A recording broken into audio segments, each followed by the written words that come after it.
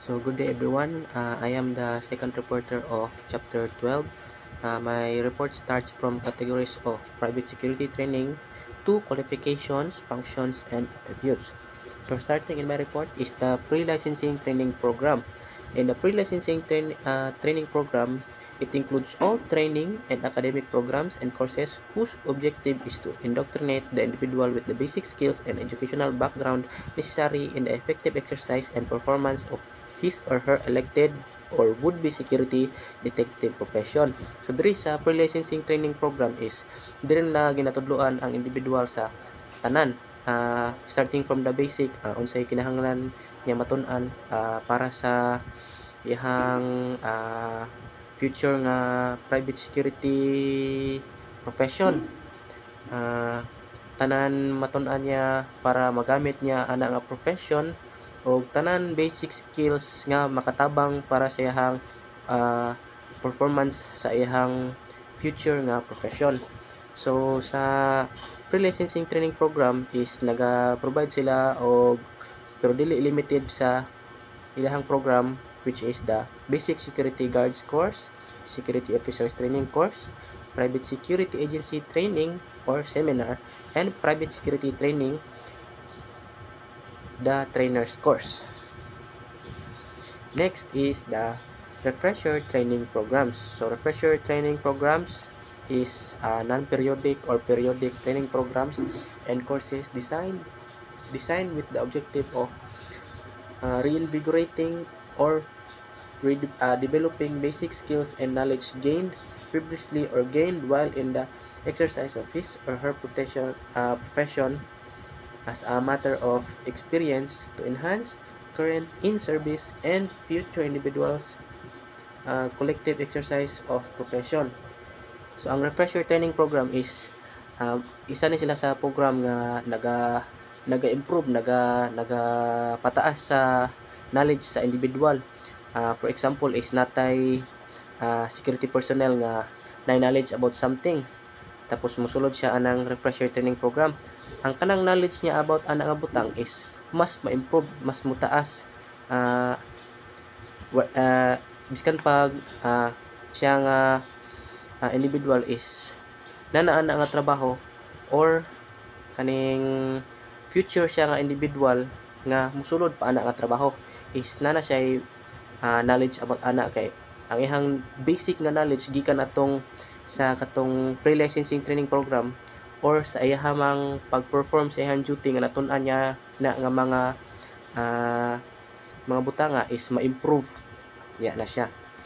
Then next is ang specialized training program. So specialized training program refers to training programs and courses other than those prescribed in the preceding categories, which is ang kaning sa duha sa itong nauna nga mga programs.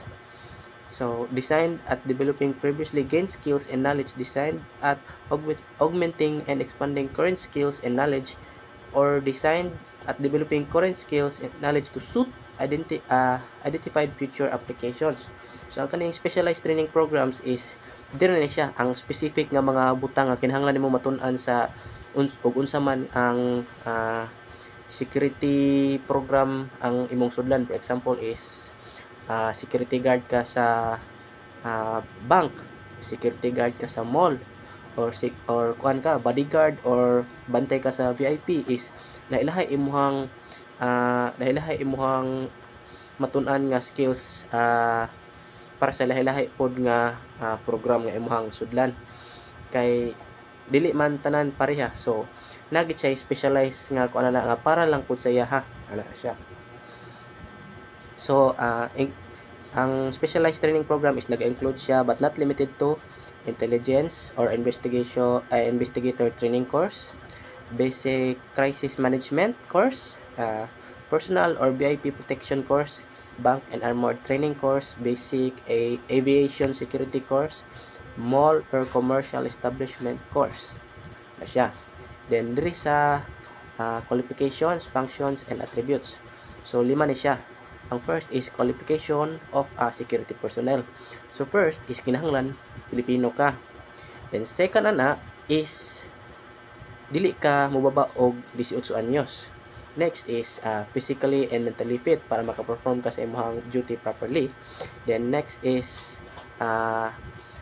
niagi siya kuan private security training ana na siya or seminar para ani nga trabaho or na siya previous nga experience para anang iyang security personnel nga trabaho masudlan. Next is qualification of a security guard. So same ra gihapon Filipino citizen pero ang tapos kuan physically and mentally fit. Pero dili na is kinahanglan na siya high school graduate. Tapos dili siya mobaba og 18 og di pud siya molapas og 50 anyos.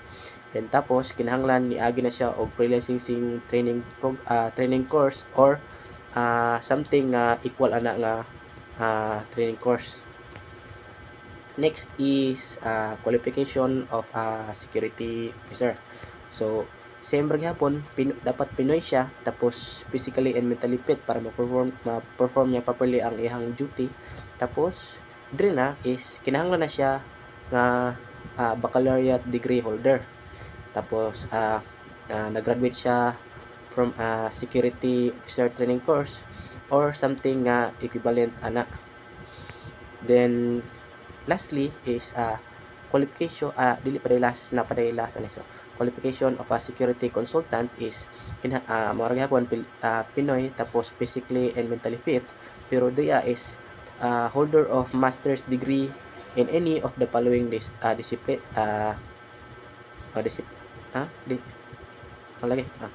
then which is ang criminology, public administration or MNSA. So ang MNSA is ano siya kaning Master in National Security Administration, also is Industrial Security Administration or law. Then lastly is must have a minimum experience of 10 years in the operation and management of security business. So na siya dapat kaagi ana sa pag-handle aning trabaho which is the security consultant.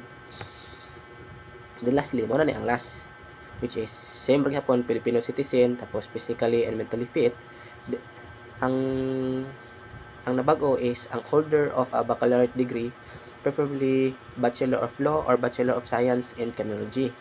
And kinahanglan po siya graduate of a criminal investigation course offered by the PNP or NBI or something other training course nga license or recognized sa PNP o NBI. Then lastly is the kaning niagi siya og advanced ROTC or CMT.